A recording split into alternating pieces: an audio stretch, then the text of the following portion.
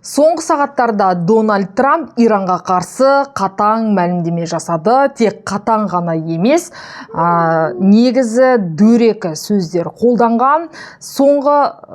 Яғни соңғы ескерту деді Трамп, яғни сейсенбіге дейін Иран тарапы Ормұз бұғазын босатпаған жағдайда Иранның инфрақұрылымы, оның ішінде жаңағы көпірлері мен электростанцияларға ақш тарапы атқылау жасау мүмкін. Яғни иттің балалары ойланыңдар дегенді қазақша дұрыс нақты аударма болмас дей тұрған менде осындай былапыт сөздерді және дөрекі сөздерді қолданып тұрып, осылай Иранға қарата мәлімдеме жасады.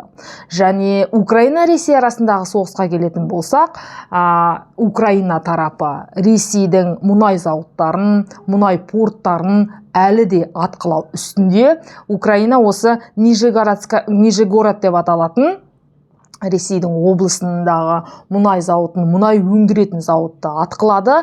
Және қазір күні Ресейдің Z-блогерлері, немесе жаңағы Z деп аталатын ол пропагандамен айналысатын көптеген блогерлер, міне Украина тарапы тіпті Мәскеуді атқылауы мүмкін екенін айтуда. Яғни егерде тікелей Украинадан мысалы Ресейге дейін, Мәскеуге дейін деп айтатын болсақ, әрине үлкен шақырымдағы, 3000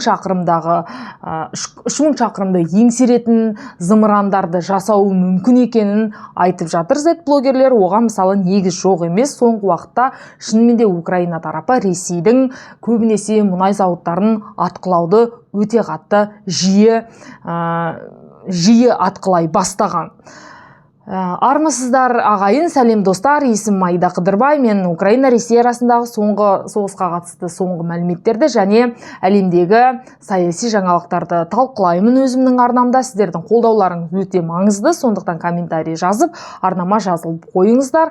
Мүмкіндігінше өзіміздің де 5 қаруымыз түгел болу үшін ана тілдегі ақпаратты жазып сіздерге таратамын. Сондықтан да әрине сіздердің тараптарыңыздан да қолдауларыңыз өте маңызды. Сонымен енді таяу шығыстағы жағдайға келетін болсақ, әрине қазір Иран-Израиль ақш арасындағы соғыс өте қатты қауіпті деңгейде әлі де сақталып тұр. Көбінесе сарапшы мамандар алдағы 1-2 аптада осы соғыстың жалпы әрі қарай қалай өрбитіні анықталып қалады дейді. Көбінесе бәлкім нүкте қойылуы мүмкін екенін айтып жатыр. Дей тұрғанмен де қазір әлемдік бақтың барлық назары әрине Дональд Трамптың Иранға қарсы қолданған осындай дөрекі мәлімдемесі. Шынымен де өте дөрекі шықты. Әсіресе Пасха мезгілі кезінде жаңағы Алла ұлық деген сөзді қолданды Трамп. Және егерде Ормұз бұғазын босатпайтын жағдайда Иранды қатты атқылаймыз, оның ішінде сейсенбіге дейін уақыт деген сөздер бар. Электростанциялар, инфрақұрылымы, оның ішінде электростанциялар мен көпірлерді атқылауды бастаймыз деді. Және Иран тарапы да бұған жауап беріп үлгерді. Трамптың мәлімдемесі, ультиматумы қабылданбайды. Трамптың сөздері әлсіз және шарасыз күйде деп мәлімдеп отыр Иран тарапы. Жалпы қазір соңғы уақытта сіздерге айтқанмын, Иранның жерінде Американың F-15 деген жойғыш ұшағы, соның ішінде 2 ұшқышқа тікелей жаңағы қауіп төнген. Американың бір ұшқышы құтқарылып қалды, екінші ұшқышы көбінесе жаңағы Иранның тау бөктерінде 24 сағат бойы тығылып, және Иран тарапы осы ақштың ұшқышын тапқан адамға $65,000 қаржы бөлетінін сыйақы ретінде жариялаған. Сондықтан да көп адамдар сол тауға қарай, сол ұшқыш құлаған жерге қарай барып, үлкен сыйақы үшін осы ұшқышты іздемек болған дей тұрғанмен де Америка тарапы өте мықты операция өткізді. Осы жалғыз ұшқыштың өмірі үшін жаңағы Пентагоннан бастап, ЦРУ-дан бастап барлығы қатысып, Дональд Трамп қол қойып дей тұрғанмен де алдағы уақытта әрине ақш осы жөнінде мықты фильмнің түсіретініне де менің ешқандай дауым жоқ.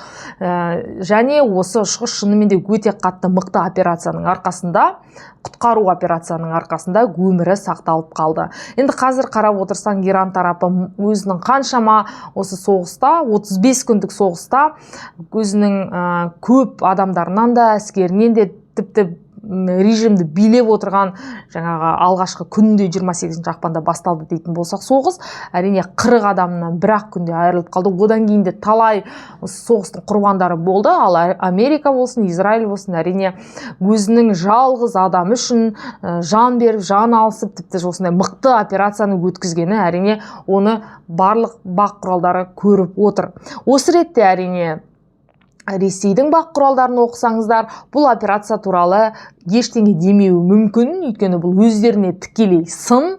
Бірақ ақштың Дональд Трамп сияқты ессіз деп айтады ғой көбінесе, басқарушысына қарамай, өйткені есті болса, мысалы, осындай дөрекі сөздерді жазар ма еді Иранға қарсы, және жалпы бұл соғысты бастар ма еді дей тұрғанмен де, енді Трамптың билігі өз алдына, Трамптың президенттігі өз алдына, мен енді нақты әскерлеріне қатысты сараптама айтып отырмын, өйткені мұндай құтқару операциясы жалғыз әскердің өмірі үшін күрескені шынымен де осы Америка әскерінің ең мықты тұсы деп айтар едік. Осындай жалпы бір тәулік бойы жаудың жерінде тығылып жүрген және өзінің сигнал беріп отырған осы тірімін дегендей. Және бір қызық ақпарат, әрине мен енді сіздерге мүмкіндігінше осы операция туралы қызықты дерек беруге тырысамын, өйткені шынымен де солай болған деп жазып жатыр Америка тарапы. Осы ұшқыш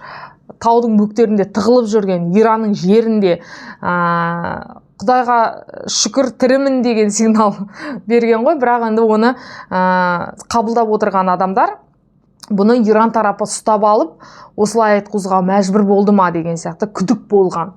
Және ЦРУ Иран тарапын шатастыру үшін біз бұл ұшқышты ұстап құтқардық, таптық деп жазған.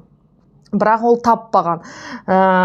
Кейіннен әрине сигнал арқылы дәл осы Иран жерінде жоғалып кеткен ұшқышты тапқан.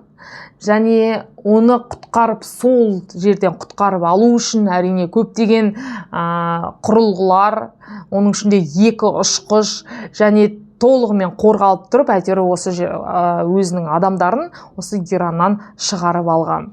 Және нақты Иран тарапынан қанша адамның қайтыс болғаны белгісіз. Оны алдағы уақытта қазір ойлаймын, әлі де бұл операция, бұл құтқару операциясы туралы нақты толық ақпарат шығады. Оны міндетті түрде сіздерге мен айтып беретін боламын. Дәл қазіргі мәлімет бойынша Америка тарапы ең мықты құтқару операциясын өткізген, жалғыз өзінің солдатын жау жерінен алып шыққан. Ал енді Украина-Ресей арасындағы соғысқа келетін болсақ, әрине Украина тарапы қазір Ресейдің көбінесе мұнай порттарын атқылауды және соңғы тәулікте Нижегород деп аталатын жерде, өңірде мұнай өңдеу зауытына соққы жасады және зақым келген туралы айтып жатыр. Көптеген кадрлер мұнай зауытындағы үлкен өрттің шыққанын көрген. Соңғы уақыттарда Украина тарапы да, Ресейдің пропагандалық бақ құралдары да, әне-міне Украинаның дрондары, тіпті Украинаның зымырандары Мәскеу өңіріне, Мәскеу облысына жетуі мүмкін екенін айтып жатыр. Өйткені қазір көбінесе мұнай порттарына, мұнай өңдеу зауыттарына зақым келгенімен, әрине Украина Ресейге де осы соғыстың 5 жылында дәл Мәскеуге зымыран жеткізуі мүмкін екенін жазады. Өйткені жалпы БПЛА дрон дегендерде, мысалы, зымыран тікелей, мысалы, Украинадан Ресейге тікелей ұшып бармайды, ол траекториясын өзгертуі мүмкін, және ол өзі зымыран ұшып бармайды, ол өзінің оқ дәрісін тасымалдайды, сондықтан оның салмағына да көп нәрсе байланысты. Әрине Мәскеудің Z блогерлерінің қорқатын жөндері де бар. Өйткені соғыстың 5 жылында ешкім ойламаған Украина тарапы жалпы Ресейдің мұнай өңдеу порттарын, мұнай өңдеу зауыттарын экспорттайтын үлкен стратегиялық нысандарын атқылайды деген, бірақ сондай болды. Және алдағы уақытта әрине қазір осы соғыс шынымен де қауіпті деңгейге жетуі мүмкін. Қауіпті деңгейде отырғанымыз әрине Ресейге қарсы. Бірақ ондай деңгейге жеткізбеу үшін Путин әрине бір-ақ күнде соғысты тоқтата алады. Оның құзырында тұрған дүние. Егер Ресей Украина тарапын күндізде түнде де атқылауды қоятын болса, әрине Украинада Ресейді атқылауды әрі қарай жалғастырмайды. Бірақ Путин олай істемейді. Оған соғыстың әрі қарай созыла бергені керек. Жалпы Дональд Трамп та Венесуэладағы Мадураны 4-ақ күнде ұрлап алды ғой енді президентін. Сондықтан да Венесуэла қазір мысалы ақш-пен ары қарай жақсы қарым-қатынаста қалған. Соған малданып негізі Трамп осы Иранға қарсы соғыс ашып жіберді. Өзінің жаңағы бәлкім дәл Венесуэладағы сияқты болады деп ойлады. Путин де мысалы Қырымды қан төгіссіз алып алды да, Украинаны да солай мысалы 3-4 күнде алып аламын деп ойлады. Енді дәл шынымен де Путиннің басында не болған, Трамптың басында не болғанын білмейміз. Біз алдағы уақытта таяу шығыстағы жаңалық қалай өрбитінін мұқият бақылап отырамыз, және Украина-Ресей арасындағы соғыстың да қалай әрі қарай жалғасатынын да мұқият бақылап отырамыз. Арнамда мүмкіндігінше жариялауға тырысамын. Ал сіздердің тараптарыңыздан әрине арнама жазылу және комментарий қалдыру. Олай болса, келесі кездескенше.